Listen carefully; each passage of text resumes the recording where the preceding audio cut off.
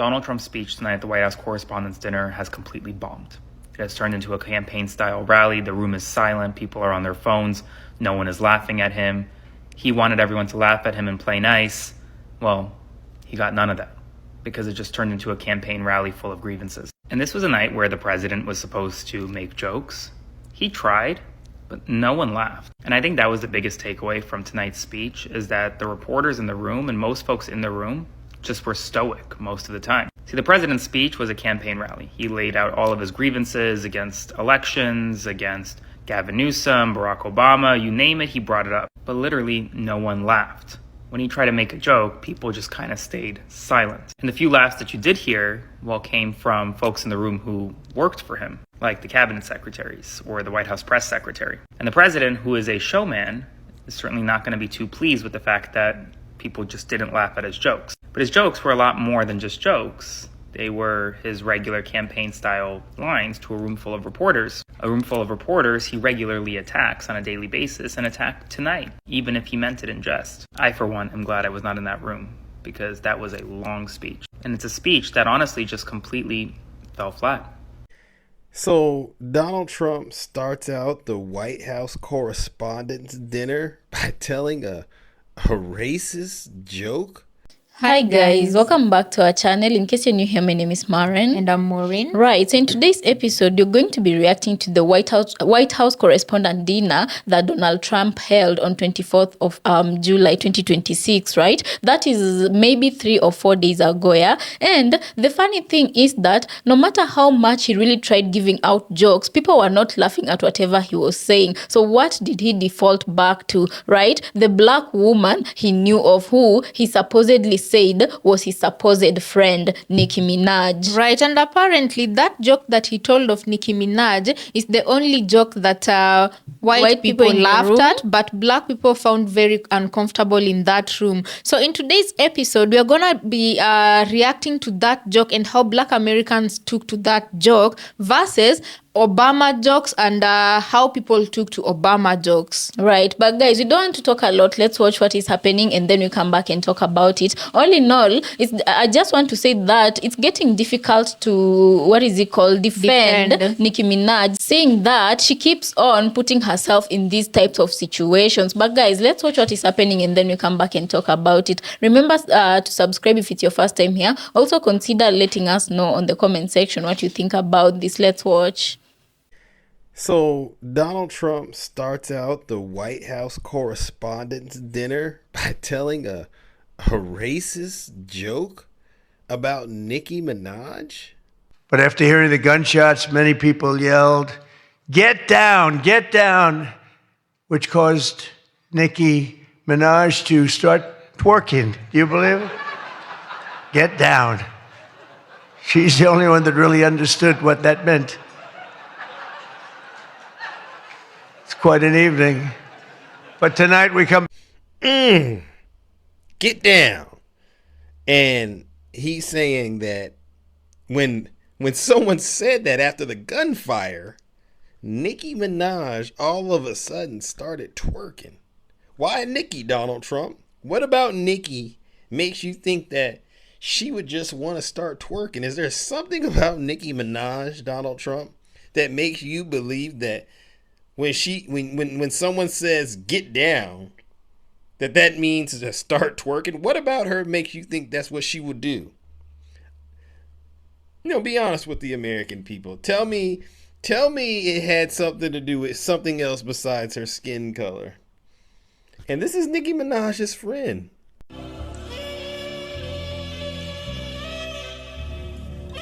Donald Trump has been saying that he will run for president as a Republican, which is surprising since I just assumed he was running as a joke. I get why Donald Trump didn't want to be roasted tonight. By the looks of him, he's been roasting nonstop for the past 70 years. No one is prouder to put this birth certificate matter to rest than the Donald. And that's because he can finally get back to focusing on the issues that matter. Like, did we fake the moon landing? What really happened in Roswell? And where are Biggie and Tupac?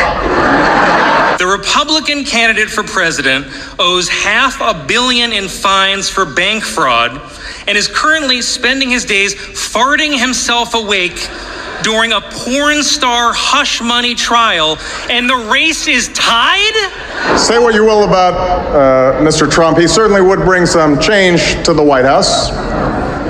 Let's see what we've got up there.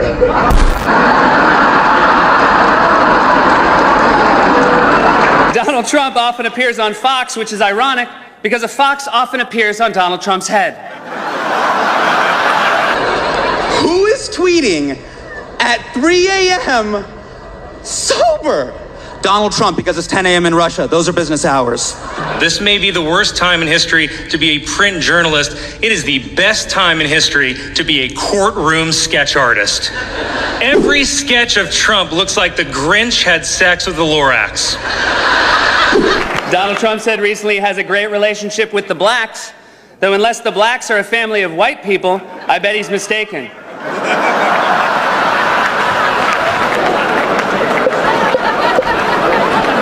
Friend, pick up the phone. You ever wonder what the joke sounded like back in the days of slavery when the help was around? This is what it sounded like.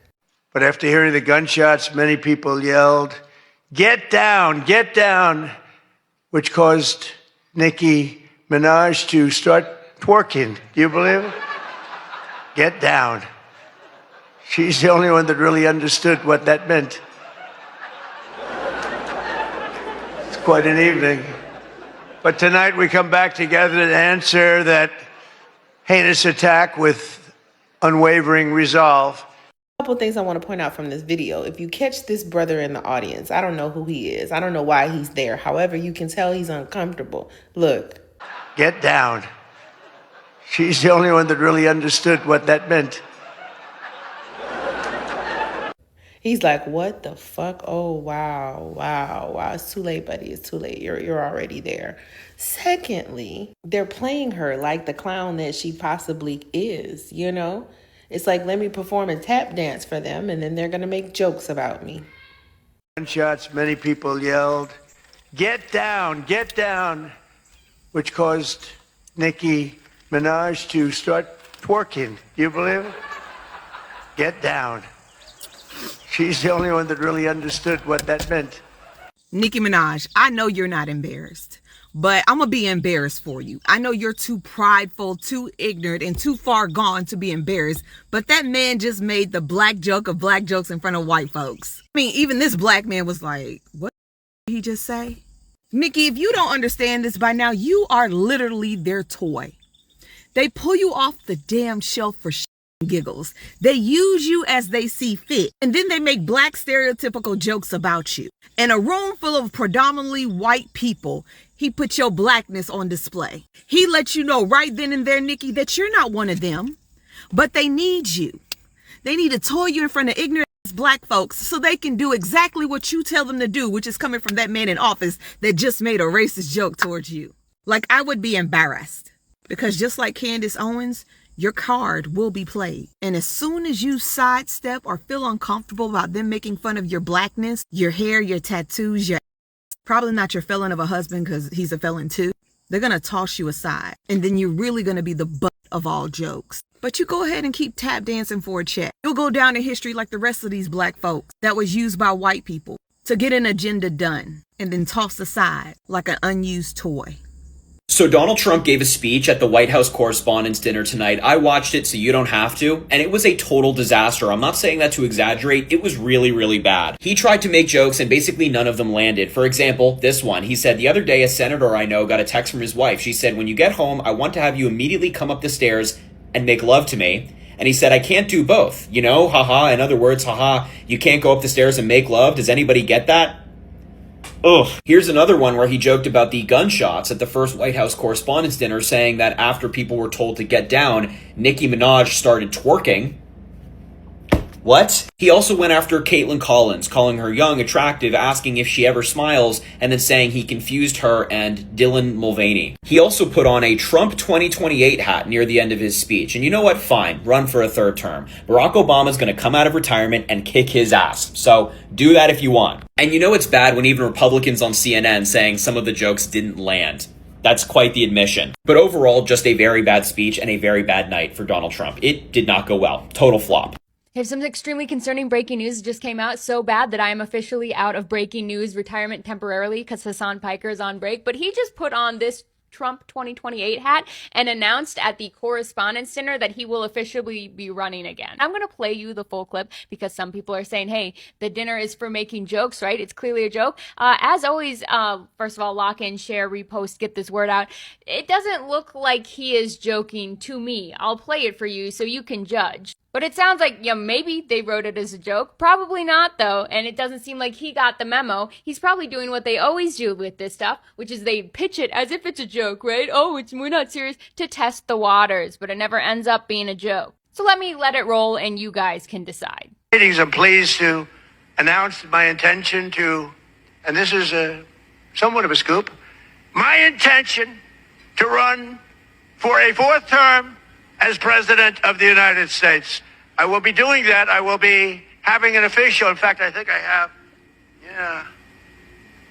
I won 3 times. Now I'm going to do it again. Thank you. I'm going to do it. Should be easy. I'm getting very good at running for president. Please tell Hassan to get home soon. The kids miss him and I'm a terrible babysitter. Everything's getting out of hand.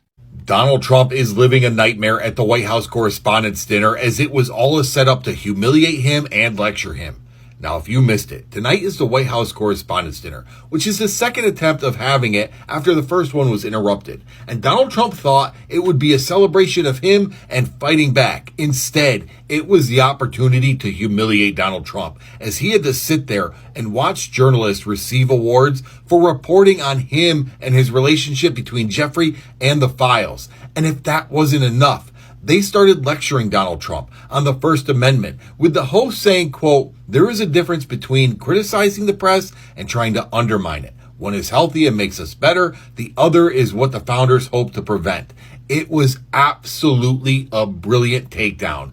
And then it got worse as Donald Trump is giving his speech to absolute silence. This was an absolutely humiliating night for Donald Trump and exactly what the White House Correspondents team had to do. This was their moment to hold Donald Trump accountable, and they did it. So guys, welcome back. Let us know what you think about this episode in the comment section.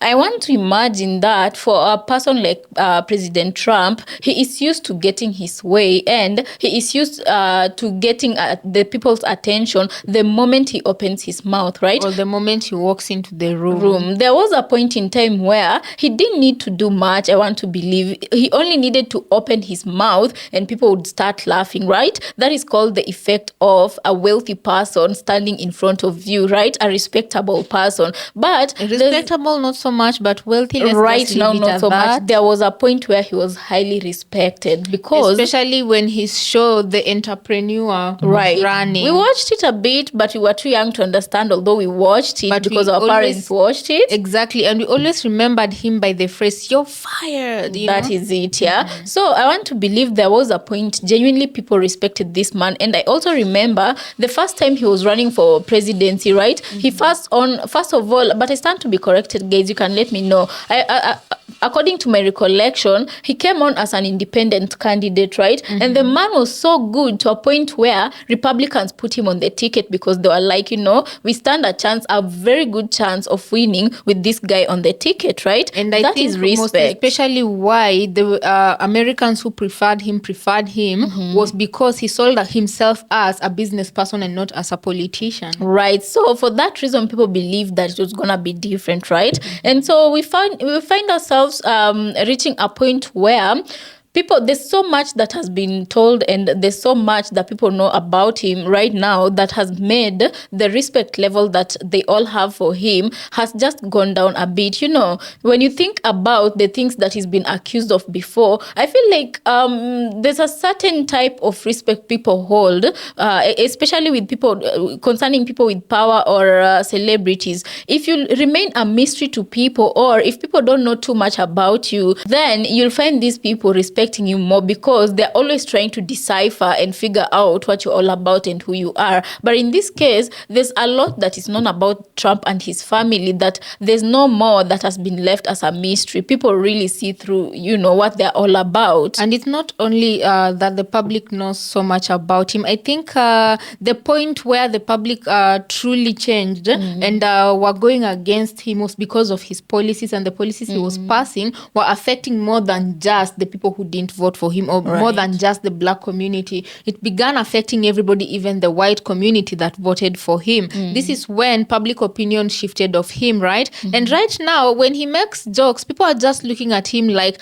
are you delusional, right? And people are just looking at him like whatever he's saying doesn't even make sense, Right. And a few black Americans came onto the internet, as you have seen. Most of them, they caught what Donald Trump was doing, and they likened it to the day of slavery, where black people were made to look like clowns in front of white people. But most black Americans are saying that they do not whatsoever feel bad for Nicki Minaj, because in their own opinion, Nicki Minaj put herself in this type of situation, Right. And so you can imagine, guys, and Nicki Minaj still goes into these spaces. She still puts herself in this position. So he said that on a public platform where he knew his very good friend, and I quote that, his very good friend Nicki Minaj was gonna get wind of it. I don't know if she was invited into that so-called dinner, but wherever she was, it was said about her, and it definitely landed on her laps before even the night or day ended, right? And so you're wondering if he can say this publicly and make a joke about a woman's body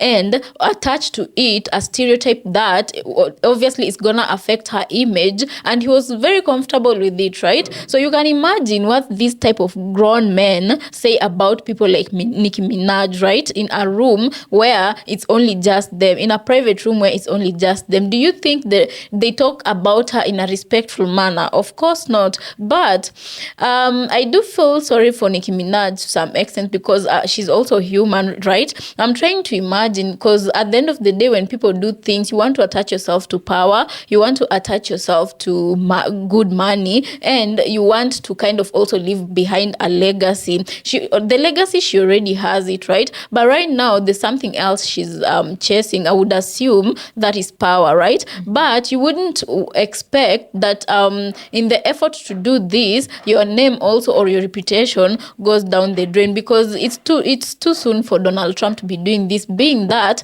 Nicki Minaj was in hot waters with the Black American community, because they were disappointed when she decided to join Trump and his, supporters. It was a calculated risk for her, right? And she lost a lot of followers. So she hasn't really recovered from that scandal. And for Trump to come out and do this, it speaks volumes. Right. And of course, Nicki Minaj saw the joke that the president made of her, and she responded, right? In a light manner with I don't know if this is a doll or something. I don't know. Guys, take a look at that. I don't know if y'all can see it. It looks like a doll, a Barbie doll. Looks like a Barbie doll, with pink hair. And she captioned on that Barbie doll's post, how I'll be looking at the president next when I see him. Like, you can choose to look at it differently. She chose to respond like that, but we all know that that's something that hurt you, because literally he made you a joke in a room full of people, right? And so for her to kind of make light of the situation also shows you, it's what I was saying, right? You want to align yourself to power, and just the fact that she's talking about the next time I'll be meeting the president, I'll look at him like this. She has access to power, so that's one thing. And I think maybe also when you look at it on the other side, the money might make it worth it. Oh Lord, guys, I don't know. Guys, by the way, it's so easy for all of us to sit here and judge her and say, oh, she's taking all this, crap, she's taking all that crap. But when the money is too good, human beings are capable of reaching a certain level of humility or being humiliated, so long as the bread is being buttered in that place.